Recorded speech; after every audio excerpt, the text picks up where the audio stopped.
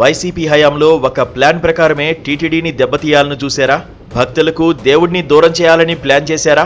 హిందువులు అత్యంత పవిత్రంగా భావించే తిరుమలను భ్రష్టు పట్టించేందుకు శాయశక్తులా కృషి చేశారా?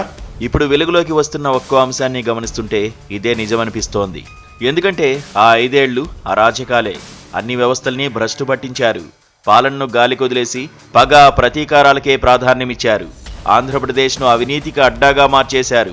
ఇక రాజధాని అమరావతిని అర్ధాంతరంగా ఆపేసి కోట్లాది మంది ప్రజల కలలను చిదిమేశారు. ఇదంతా ఒక ఎత్తైతే జగన్ చేసిన మరో క్షమించరాని నేరం టీటీడీపై కుట్ర. అవును, ఇది ముమ్మాటికి నిజం. కోట్లాది మంది భక్తులు అత్యంత పవిత్రంగా కొలిచే ఏడుకొండల స్వామిని కూడా వదల్లేదు జగన్. ఇక్కడ మేము ఏ మతాన్ని కించపరచడం లేదు, కేవలం హిందువులుగా భావించే ఈ ఎపిసోడ్ చేస్తున్నాం. జగన్ ఓ క్రిస్టియన్. ఆయన హిందూ దేవుళ్లను నమ్మడు. ఇందులో తప్పులేదు. ఎవరి మతం వారికి అభిమతం. కానీ రాష్ట్రానికి నాయకుడిగా ఇది మాత్రం సమతం కాదు. హిందుత్వంపై కడుపు నిండా విషం నింపుకున్న జగన్ టీటీడీతోనే తన కుట్రలను మొదలుపెట్టారు. ప్రతిష్టాత్మక వ్యవస్థను చేజారనీయొద్దని భావించి 2 టర్ములు తన బాబాయి ఎస్వి సుబ్బారెడ్డికి టీటీడీ బాధ్యతలు అప్పగించారు. ఆ సమయంలో ఆయన మాట్లాడిన మాటలు ఇప్పటికీ చెవుల్లో గిర్రున తిరుగుతుంటాయి. ఓ రోజు బోర్డు సమావేశంలోనే సేవా టికెట్ల ధరలపై చులకనగా మాట్లాడారు. ఆ సేవకు అంత టికెట్ ఫిక్స్ చేయండి, ఈ సేవకు ఇంత రేటు పెట్టేయండంటూ బోర్డు సభ్యులకు అధికారులకు ఆదేశాలు జారీ చేశారు. అంటే స్వామివారిని కాస్ట్లీ చేసేసి భక్తులకు దూరం చేయాలనే దురుద్దేశం ఎస్వీకి ఉందన్నమాట. మరో సందర్భంలో మీడియాతో మాట్లాడుతూ అంతా ఆ యేసునాథుడే చూసుకుంటాడు అనేశారు. ఆయనలోని అసలు రూపం అదన్నమాట. ఇక ఎస్వి సుబ్బారెడ్డి హయాంలోనే బుకింగ్ సిస్టమ్ కూడా మార్చేశారు. అన్నీ ఆన్లైన్ అంటూ కొత్త తరహా బ్రోకర్ దందాను షురూ చేశారు. ముందే టికెట్లను బ్లాక్ చేసి సామాన్య భక్తులకు అందకుండా కుట్రలు పన్నారు. ఎంతోమంది స్థానిక వైసీపీ నాయకులు స్వామివారి టికెట్లను అమ్ముకుని కోట్లు సంపాదించారని ఎన్నో వార్తలను చూశాం. మాజీ మంత్రి రోజా టికెట్ల దందా గురించి లోకానికి అంతా తెలుసు. 3-4 నెలల ముందే టికెట్ బుకింగ్ అంటే భక్తులు కూడా విసిగెత్తిపోయారు. అంత ముందుగా ప్లాన్ చేసుకోవడం ఎవరికైనా కష్టమే కదా. అందుకే చాలామంది తమకు అందుబాటులో ఉన్న గుడికి వెళ్లి తిరుమల ప్రయాణాన్ని వాయిదా వేసుకుంటూ వచ్చారు. భక్తులను శ్రీవారికి దూరం చేయడానికి చేసిన కుట్ర నెంబర్ 2 ఇది. పరకామణిలో దొంగతనం జరిగింది కూడా జగన్ హయాంలోనే. 2023 ఏప్రిల్లో రవికుమార్ అనే ఉద్యోగి విదేశీ కరెన్సీని దొంగిలించి తీసుకెళ్లినప్పుడు టీటీడీ చైర్మన్గా ఎవరున్నారు? మీ సుబ్బారెడ్డే కదా. ఒక ఉద్యోగి అంత డబ్బు దొంగిలించి యథేచ్ఛగా బయటకు వెళ్లాడంటే సెక్యూరిటీ సిబ్బందిని కూడా మేనేజ్ చేశారని భావించాలా? ఈ విషయం బయటకు రావడంతో అప్పట్లో లోక్ అదాలత్లో ఈ కేసు రాజీ కుదిరించారు. రవికుమార్ ఆస్తులను టీటీడీకి రాయించుకున్నారు. వైసీపీ నాయకుల అండతో రవికుమార్ కొట్టేసిందెంత, టీటీడీకి తిరిగి రాసిచ్చిందెంత? ఈ లెక్కలు ఇంకా తేలాల్సి ఉంది. చెన్నై, బెంగళూరు, హైదరాబాద్లో రవికుమార్ పేరు మీదున్న ఆస్తులు ఎక్కడి నుంచి వచ్చాయి? ఇంకా బినామీలు ఎవరెవరున్నారు?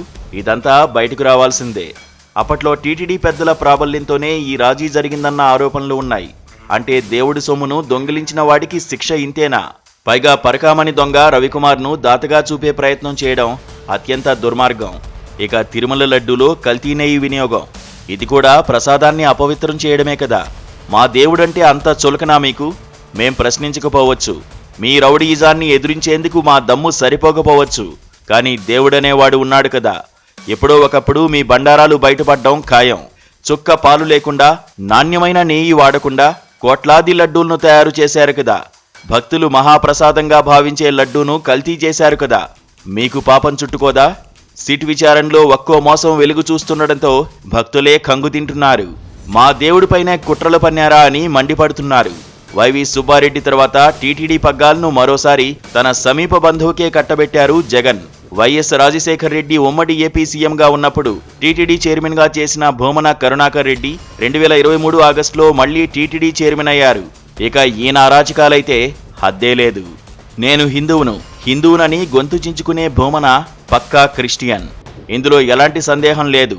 ఆయన తన కుమార్తె వివాహాన్నే క్రైస్తవ సంప్రదాయంలో జరిపించారు. పైకి మాత్రం హిందువులా యాక్ట్ చేస్తుంటారు. ఇంత దారుణమా? ఇదంతా భారీ కుట్రే కదా.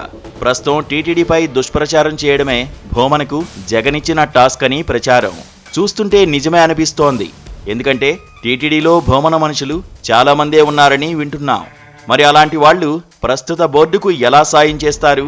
ఇక ఇప్పుడు తిరుమల కొండపై జరుగుతున్న ప్రక్షాళన చూస్తుంటే జగనండుకో కళ్ళు మండుతున్నట్టున్నాయి. మనం భక్తులకు భగవంతుడిని దూరం చేయాలనుకుంటే ఇలా జరుగుతుందే అని రగిలిపోతున్నారట. మీరు ఆ దేవదేవుడితో పెట్టుకుంటే ఆయన చూస్తూ ఊరుకుంటారా? తొక్కేస్తాడు. కానీ అప్పట్లో మీరు చేసిన కుట్రలను తలుచుకుంటేనే ఒళ్ళు మండిపోతోంది. ఇలా జగన్ టీటీడీని తన పరివారం చేతుల్లో పెట్టి హిందూ మతాన్ని దెబ్బకొట్టే ప్రయత్నం చేశారు. కానీ పాపం పండే సమయం వచ్చింది. ఒక్కొక్క కుట్ర బయటపడుతోంది. అయితే వెంకటేశ్వర స్వామికి అపచారం చేసినవాడు ఎంతటి వాడైనా వదలొద్దని ప్రతి ఒక్క హిందువు కోరుకుంటున్నాడు. ఈ విషయంలో కూటమి ప్రభుత్వం కఠినంగా వ్యవహరించాల్సిందే.